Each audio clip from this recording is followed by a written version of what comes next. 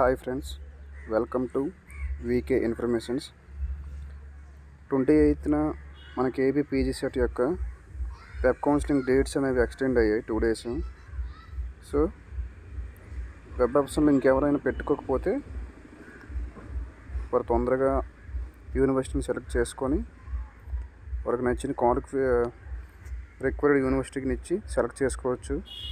అదేవిధంగా self reporting టైంలో మనకు కావాల్సిన డాక్యుమెంట్స్ ఏంటని చాలా కన్ఫ్యూజన్లో ఉన్నారు ఆస్పిరెంట్స్.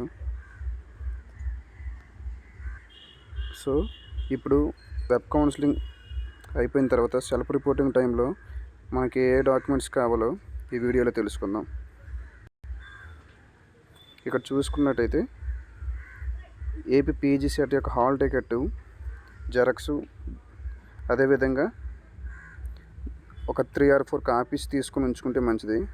నెక్స్ట్ పీజీ సెట్ యొక్క ర్యాంక్ కార్డు కూడా తీసుకొని ఒక 3 జెరాక్సెస్ తీసుకొని ఉంచుకోవచ్చు మనం. ఎందుకంటే కాలేజ్లో ఆ యూనివర్సిటీకి వెళ్ళేటప్పుడు అక్కడ సబ్మిట్ చేయాల్సి ఉంటుంది ఒక సెట్ అనేది, కాపీ సెట్. మిగిలిన 1 or 2 కాపీస్ మన దగ్గర ఉంచుకోవచ్చు. అదేవిధంగా డిగ్రీ ప్రొవిజనల్స్ కానీ, మార్క్ షీట్స్ కానీ,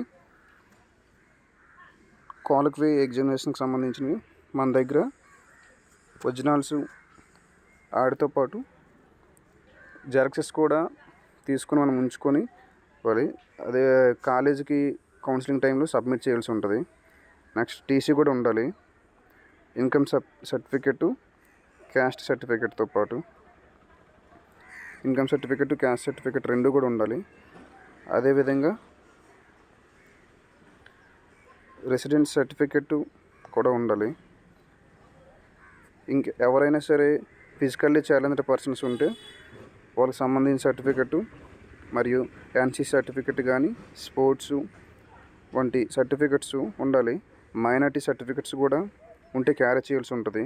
ప్రతిదీ కూడా 2 or 3 కాపీస్ తీసుకొని ముందుగా ఉంచుకోవాలి. ఎందుకంటే వెబ్ కౌన్సిలింగ్ టైంలో మనకి ఏమైనా ఇబ్బంది ఉండకుండా ముందు జాగ్రత్తగా తీసుకొని ఉంచుకోవడం వల్ల మనకి ఎంతో ఉపయోగపడుతుంది. అదేవిధంగా ఐడెంటిటీ ప్రూఫ్స్ కోసం ఆధార్ కార్డు కానీ, ఓటర్ ఐడి కానీ, పాస్పోర్ట్ కానీ ఉంటే వాటిని కూడా ఒక 2-3 కాపీస్ సెట్స్ చేసుకుని ఉంచుకోవాలి. అదేవిధంగా పాస్పోర్ట్ సైజ్ ఫోటో ఒక 4 కాపీస్ క్యారీ చేయాల్సి ఉంటుంది. కౌన్సిలింగ్ టైంలో వాళ్ళు అడిగితే ఇవ్వాల్సి ఉంటుంది. సో ఇవి ఒక 4 or 5 కాపీస్ మనం క్యారీ చేసుకుంటే ఉపయోగంగా ఉంటుంది. అదేవిధంగా ఇక్కడ మీరు చూసుకోవచ్చు, క్యాస్ట్ సర్టిఫికెట్ అనేది లేదా ఇన్కమ్ సర్టిఫికెట్ అనేది మనకు ర్యాంక్ కార్డులో ఇచ్చారు. ఇక్కడ మీరు చూడొచ్చు 3వ పాయింట్ దానిలో 7th కాలంలో latest income certificate issued by tahsildar on లేదా 2024లో అప్లై చేసిన సర్టిఫికెట్ అని ఉండాలి. మీరు ఇక్కడ ర్యాంక్ కార్డులో కూడా చూసుకోవచ్చు ఏ సర్టిఫికెట్స్ మీరు క్యారీ చేయొచ్చు అని.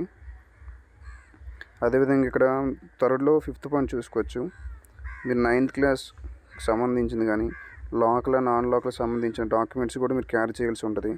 ఒకవేళ అదర్ డిస్ట్రిక్ట్ వాళ్ళు ఎవరైనా ఇక్కడ జాబ్ అప్లికేషన్ నింపితే కౌన్సిలింగ్ రావాలనుకుంటే వాళ్ళు కూడా ఈ సర్టిఫికెట్స్ అన్ని క్యారీ చేయాల్సి ఉంటుంది. అదేవిధంగా ఆధార్ కార్డ్ జెరాక్స్ కూడా ఉండాలి. 1 or 2 డాక్యుమెంట్స్ని క్యారీ చేయాలి. స్పెషల్ కేటగిరీకి సంబంధించిన వాళ్ళు అప్లై చేసి ఉంటే వాళ్ళకి సంబంధించిన డాక్యుమెంట్స్, ఓబీసీ వాళ్ళు అయితే ఓబీసీ సర్టిఫికెట్, ఈడబ్ల్యూఎస్ వారు అయితే ఈడబ్ల్యూఎస్ సర్టిఫికెట్స్ని క్యారీ చేయాలి.